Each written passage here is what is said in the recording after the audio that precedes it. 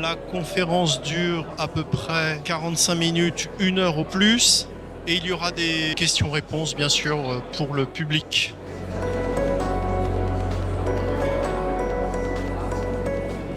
Stanislas est un jour venu rencontrer la députée Martine Vonner. Et je dois humblement avouer que Stanislas a été un des premiers à m'ouvrir les yeux sur le sujet dont il va nous parler maintenant.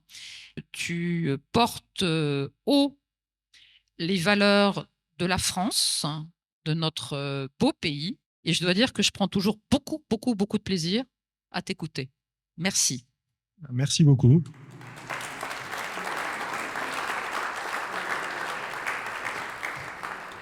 Merci beaucoup, Martine, pour cette belle présentation. Et je suis vraiment très touché que tu m'aies fait cette confidence, entre guillemets, en public, parce que c'est le cœur, en fait, de mon travail. C'est ce que je vais vous expliquer aujourd'hui. On est véritablement dans une guerre de l'information. Et en effet, la première étape, c'est justement de comprendre ce qui se passe et de dépasser les schémas les plus classiques.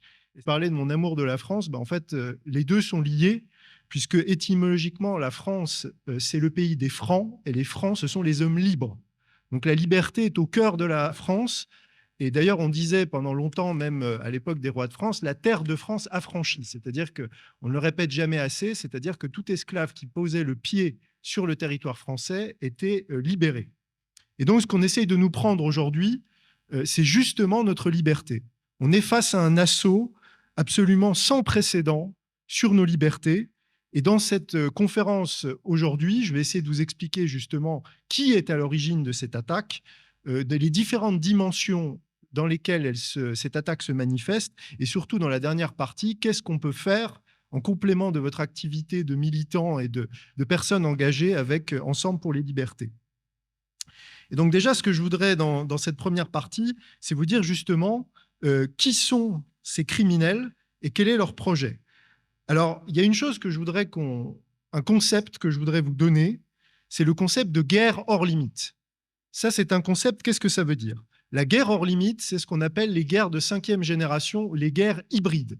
Et donc ça, c'est important de le comprendre parce que la guerre a changé de nature. Quand on pense à la guerre, on a tous la vision classique de la guerre. C'est d'ailleurs ce qu'on voit en Ukraine aujourd'hui, et c'est pour ça que ça frappe les opinions publiques, parce que c'est la guerre telle qu'on se la représente, c'est-à-dire avec des troupes, avec des bombardements, une ligne de front, de la logistique, etc.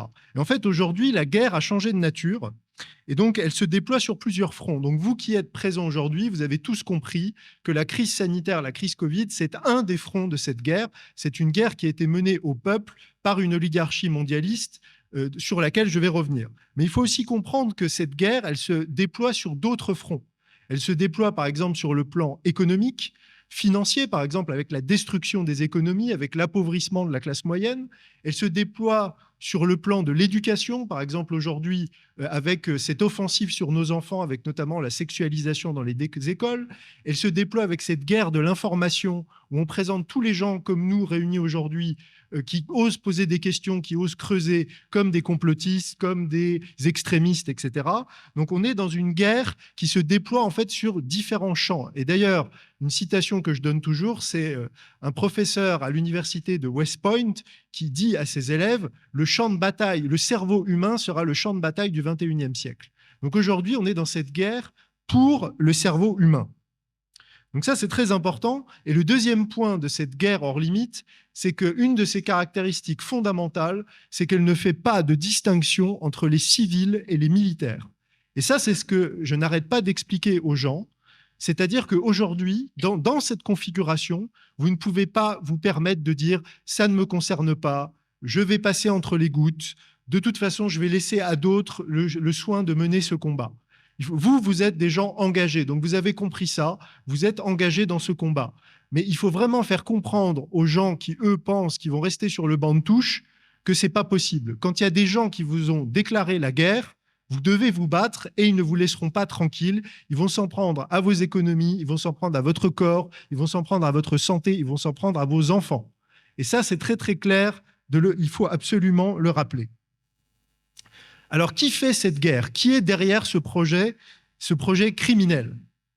Eh bien, c'est un pouvoir qui est derrière le pouvoir. Et ce que je rappelle toujours, c'est qu'il ne faut pas absolument croire que tout ce qui nous arrive aujourd'hui, y compris le Covid, ce sont des choses qui viennent comme ça, qui sont du fait de la fatalité, inévitables, inéluctables. Ça, c'est justement ce que nos adversaires veulent vous faire croire. Ils veulent vous faire croire que ça vient de nulle part et que c'est une dynamique à laquelle on ne peut pas s'opposer. Et ça, on est déjà dans la guerre psychologique. La première étape de la guerre psychologique, c'est de faire croire aux gens que vous attaquez que de toute façon, ils ne peuvent rien faire et que le combat est perdu d'avance. Ça, c'est le b.a.-ba de la guerre psychologique. Et donc, qui sont ces gens? Ce sont, en fait, quand on se livre au travail d'analyse que je fais notamment dans mes livres, ce sont des grandes dynasties, donc des dynasties qui sont essentiellement financières, qui doivent leur fortune à la banque, à l'industrie. Donc, on peut citer, par exemple, les Rothschild, on peut citer les Rockefeller, on peut citer les Warburg, les Wallenberg, même les Saoud en Arabie Saoudite. Donc, ce sont des grandes familles. Et en fait, finalement, c'est assez simple à comprendre puisque ces grandes dynasties ont juste remplacé les anciennes aristocraties et les anciennes familles royales. Et alors, quand je dis ça, il y a des gens qui me disaient, lors de mes premières conférences, mais ça, c'est du complotisme. Quand vous dites que c'est les Rothschild, les Soros, on va même jusqu'à dire que vous êtes antisémite, etc. On peut lire ça dans Libé, par exemple. Eh bien, alors, je me suis dit, bon, là, je me suis fait avoir une fois, donc maintenant, j'ai trouvé une citation de David Rockefeller qui dit, je vous cite, « Certains pensent même que nous faisons partie d'une cabale secrète travaillant contre les meilleurs intérêts des États-Unis, nous qualifiant, ma famille et moi, d'internationalistes et conspirant avec d'autres dans le monde pour construire une structure politique et économique mondiale plus intégrée. Un gouvernement mondial, si vous voulez.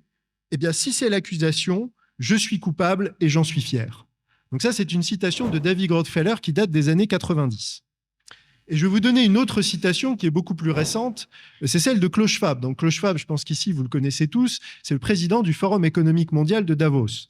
Klaus Schwab disait en 2017 à la Kennedy School de Harvard, la Kennedy School de Harvard, c'est un peu le Sciences Po des mondialistes, c'est là où vont tous les gens qui vont ensuite aller à l'ONU, à l'OMS, à l'OMC, etc. Et donc Klaus Schwab disait devant un parterre d'étudiants filmés, il disait, avec mes Young Leaders, donc pour ceux qui ne connaissent pas les Young Leaders, c'est un programme de formation pour la nouvelle élite mondiale. Avec mes Young Leaders, nous avons pénétré tous les gouvernements de la planète. Et ensuite, il égrenait les noms, il disait, voilà, Macron, c'est nous, Trudeau, c'est nous, Merkel, c'était nous. Avec tous ces gens-là, on a fait du bon boulot. Et il le disait donc en public en étant filmé. Donc ça, c'est très important. Et à travers cet exemple, je vais remonter un petit peu la pyramide du pouvoir mondialiste, puisque Klaus Schwab, aujourd'hui, à peu près tout le monde le connaît. Mais il y a quelqu'un derrière Klaus Schwab. Klaus Schwab, il n'est pas sorti de nulle part. Derrière Klaus Schwab, il y a quelqu'un qui s'appelle Maurice Strong, qui est beaucoup moins connu. Maurice Strong, il faut savoir que c'est déjà le mentor de Klaus Schwab, et c'est lui qui invente le GIEC. Donc toute cette propagande climatique, ce qui est utilisé aujourd'hui pour nous prendre justement nos libertés, c'est lui qui l'invente. Et il écrit dès les années 70, le changement climatique sera l'outil que nous utiliserons pour amener les pays occidentaux à accepter certaines choses qu'ils n'auraient pas acceptées par ailleurs. Donc il faut bien comprendre ça. Derrière Maurice Strong, il y a Kissinger, je pense que tout le monde ici connaît Henry Kissinger, qui sévissait déjà dans les années 70 avec tous les massacres qu'il y a eu au Vietnam, au Cambodge, tout ce qui s'est passé dans ces pays-là, c'était lui.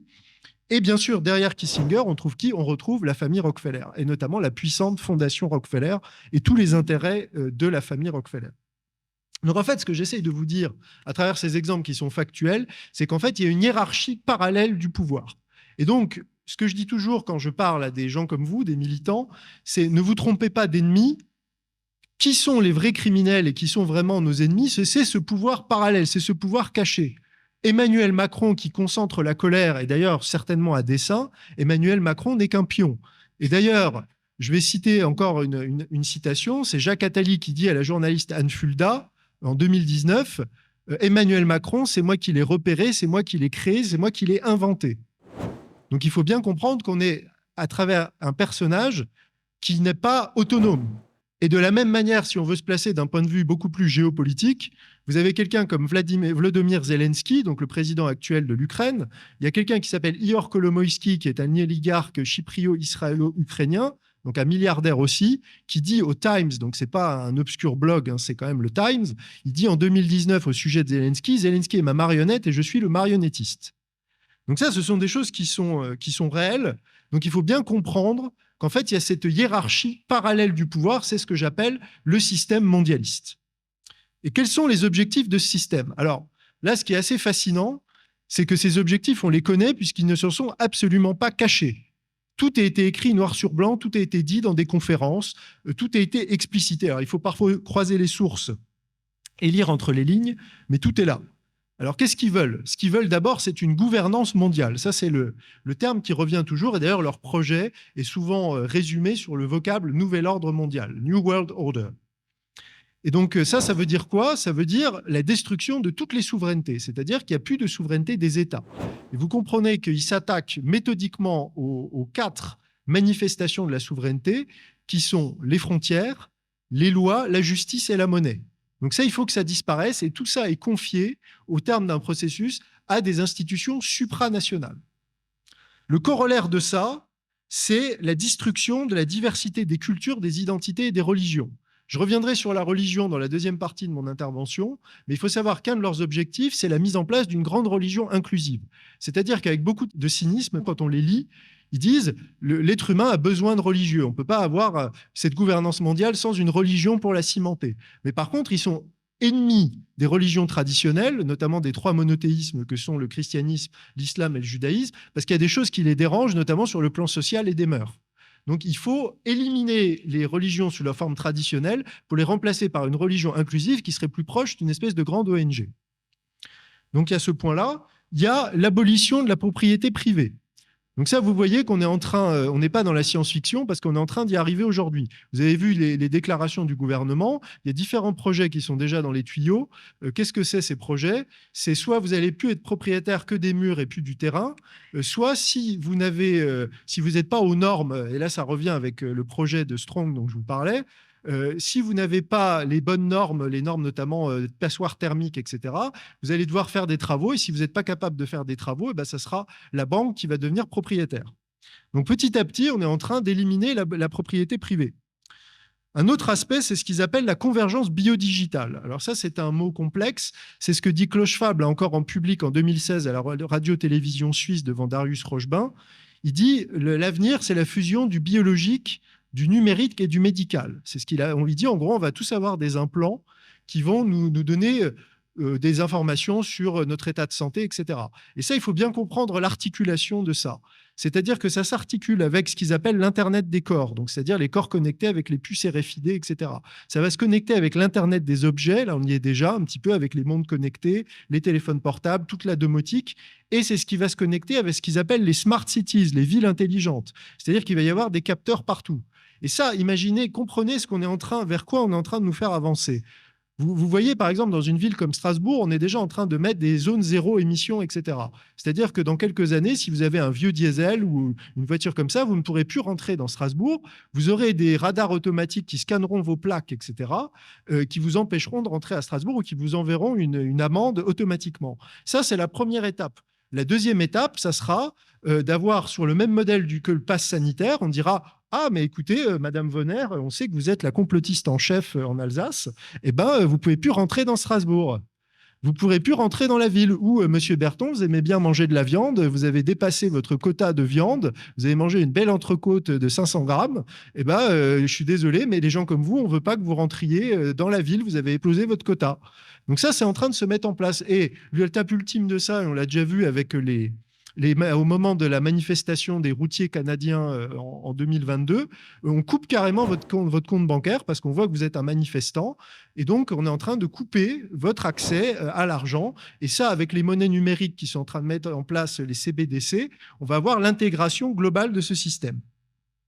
Alors, un autre aspect, c'est l'aspect dépopulation. Ça, je ne vais pas insister là-dessus parce que je pense qu'ensemble, pour les libertés, vous connaissez très bien tout ce qui est lié au Covid et tous ces éléments-là. Donc, c'est vraiment, quand on écoute les mondialistes, il y a vraiment un projet de diminuer la population humaine. Ils trouvent qu'il y a trop de gens sur Terre. Alors, en plus, ils faussent les chiffres. Je ne vais pas rentrer dans le détail, mais quand on vous dit que la Terre est surpeuplée, ce n'est pas vrai.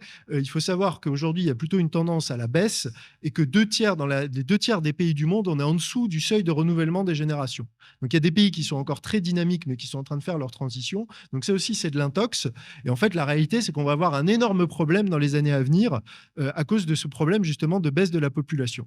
Donc, ils mentent là-dessus et il dit, eux, leur rêve, en fait, c'est d'avoir une population entre 500 millions et 1 milliard avec une élite qui a accès à tout le confort, qui mange de la viande, qui se déplace en avion, etc., qui vit dans des grandes maisons, une classe d'esclaves qui va bosser pour eux, qui va faire quand même tourner la machine, parce qu'il faut quand même des cadres, il faut quand même des gens qui produisent quand même des choses, et il va y avoir tout ce que quelqu'un comme Laurent Alexandre appelle les inutiles, ou que des gens appellent les bouches inutiles. Donc ça, c'est les gens. Et donc, quelqu'un comme Laurent Alexandre posait une fois une question dans une conférence à Polytechnique que vous pouvez retrouver sur Internet.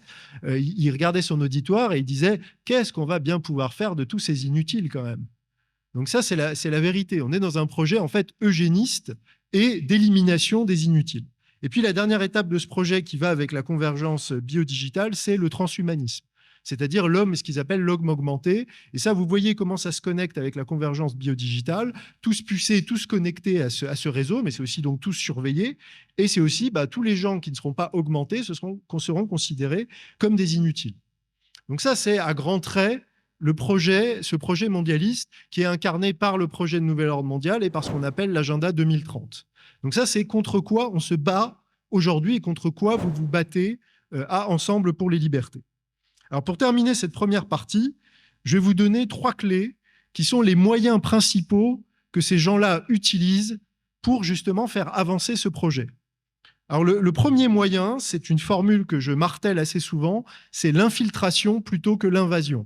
C'est-à-dire qu'ils ont compris avec une grande finesse psychologique que quand vous occupez un pays ou que vous imposez un projet aux gens, il y a une réaction de rejet. Par exemple, quand les nazis sont venus occuper la France et qu'ils envoyaient les jeunes au STO, qu'ils allaient se servir dans les boulangeries, qu'ils allaient forcer dans le Nord les mineurs à extraire du charbon pour nourrir la machine de guerre, etc., les gens se révoltaient, les gens sabotaient, etc.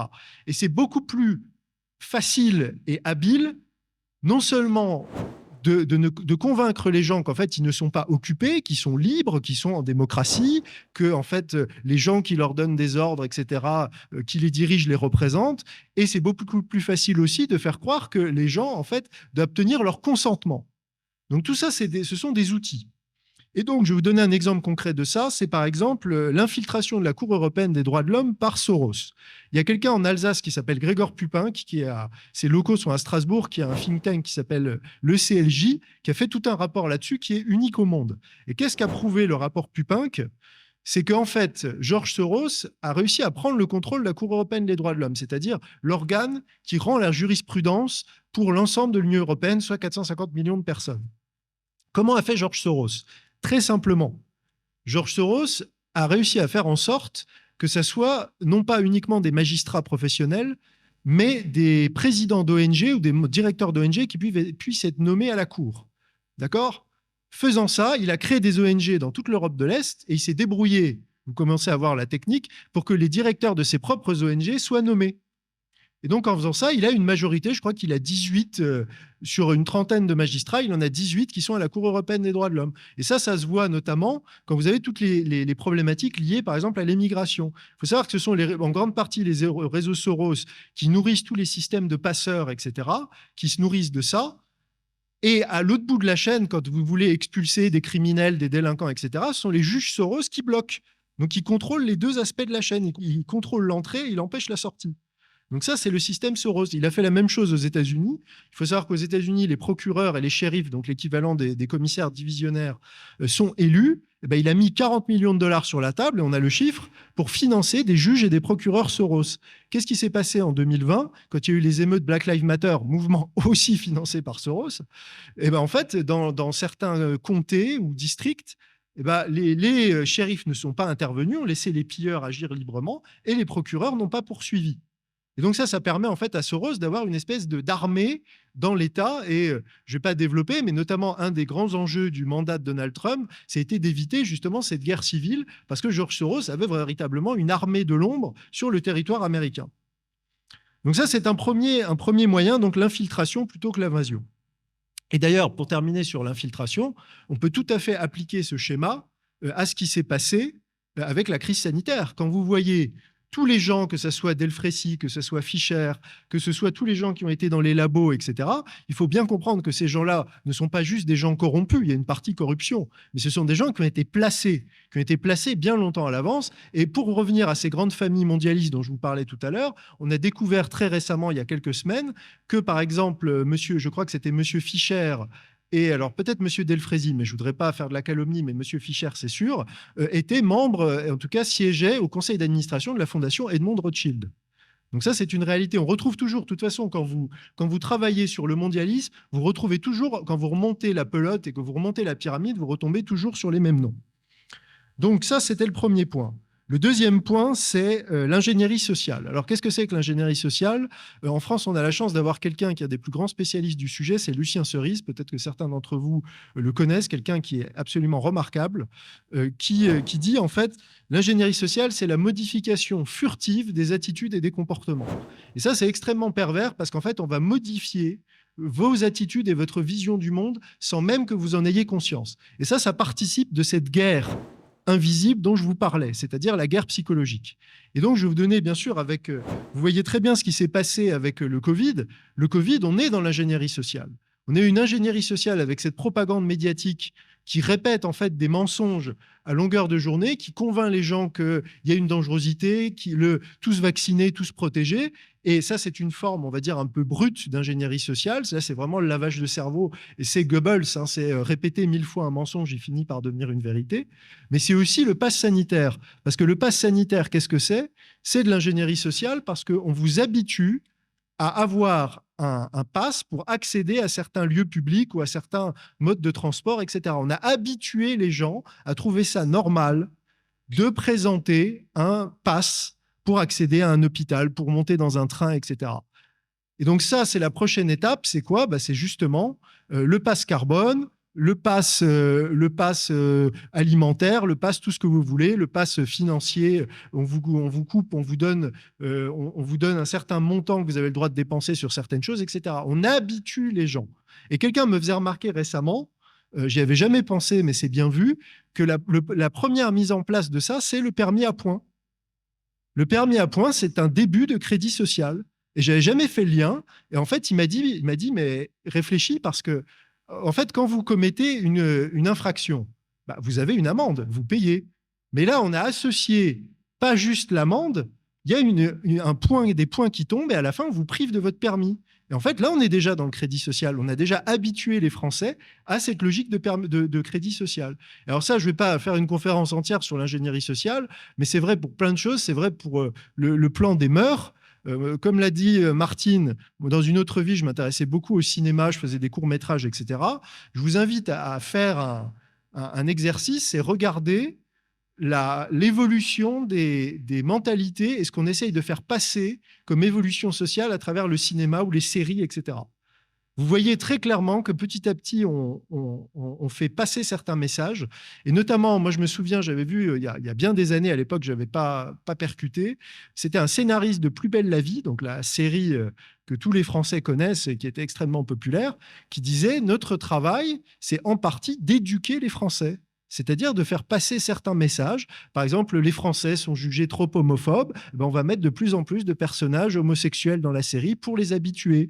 Et puis, une fois qu'on est passé à ça, maintenant, vous voyez, par exemple, qu'aujourd'hui, il y a cette propagande complètement insensée en faveur sur le transgenre. C'est la même logique. C'est-à-dire qu'à chaque fois, on prend quelque chose qui existe naturellement et en fait, on va lui donner une amplitude, on va le normaliser et on va le développer dans la société. Et quand vous avez un phénomène qui soit politique, culturel, médiatique, qui est martelé par le système, vous pouvez être sûr que ce n'est pas quelque chose de naturel, c'est de l'ingénierie sociale. Parce qu'en fait, l'ingénierie sociale, elle va toujours forcer quelque chose, elle va essayer de rendre, en fait, de normaliser, il n'y a pas d'autre mot, quelque chose qui était marginal ou, je dirais, minoritaire pour en faire quelque chose de général. Et une fois que ça est admis, on passe à l'étape suivante. Et enfin, le dernier outil que je voudrais vous donner, c'est un concept qui s'appelle la révolution de couleur ou révolution colorée. Il y a les deux termes. Alors ça, c'est plus quelque chose de géopolitique. Qu'est-ce que c'est qu'une révolution de couleur ? Une révolution de couleur, c'est en fait un coup d'État sous des prétextes organisés par sûrement des services de renseignement, alors la plupart du temps c'est la CIA, organisés sous des prétextes démocratiques et populaires. Et c'est vendu comme tel à l'opinion internationale par les médias de masse. Donc c'est toujours le même récit, c'est regarder ces courageux étudiants qui se lèvent contre la dictature, contre le méchant dictateur, etc. Donc ça c'est le coup classique. Alors quand vous avez cette grille de lecture, vous avez la grille de tous les soulèvements de l'histoire moderne. Alors je ne rentrerai pas dans le détail, mais il faut savoir que la Révolution française a été une révolution de couleur. Ça, on pourra en discuter après si vous avez des questions, même plus tard. Mais le conte pour enfants qu'on raconte aux gens de dire c'était le peuple en armes qui s'est révolté contre la tyrannie. Alors ça, c'est pipeau de A à Z. Et moi, il y a une citation que j'aime beaucoup de Talleyrand, qui a justement été un des maîtres à la manœuvre de cette révolution. C'est le peuple toujours bien agité avant de s'en servir. Donc ça résume un petit peu c'est un peu comme Orangina, vous voyez. Et donc ça, vous avez la clé pour comprendre ça. Donc par exemple, la révolution bolchevique de 1917, c'est exactement ça. Ce qu'on vous raconte sur les bolcheviks, j'en parle un peu dans mon dernier livre. Il faut savoir que les bolcheviks, il y a un historien qui s'appelle Anthony Sutton qui a fait un livre là-dessus, puis on a plein d'archives. Il faut savoir que Trotsky était financé par les puissances de Wall Street. Donc, il a reçu son passeport c'est le président des États-Unis, Woodrow Wilson, qui a en personne fait en sorte qu'il ait son passeport pour revenir en Europe. Donc, le côté des braves révolutionnaires qui se révoltent contre le tsar, etc., ça aussi, c'est pipeau de A à Z. Mai 68, c'est une révolution de couleur. On a aujourd'hui les archives déclassifiées. On a quelqu'un en France qui s'appelle Éric Branca, qui a fait un travail d'historien absolument remarquable là-dessus. Mai 68, c'est encore une révolution de couleur menée par la CIA et le Mossad contre De Gaulle.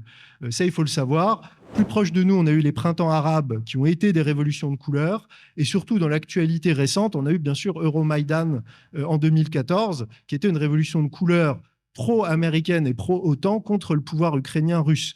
Et là, quand les gens vous parlent de la souveraineté de l'Ukraine, il faut vraiment rigoler parce qu'on a quand même un coup de téléphone qui a probablement été fuité par les Russes entre Victoria Nuland, donc la vice-ministre des Affaires étrangères qui sévit encore aujourd'hui, et à l'ambassadeur d'Ukraine qui refait toute la composition du gouvernement ukrainien en disant non, lui, il est bien, on va le mettre, lui, il va être un peu pas assez docile, etc.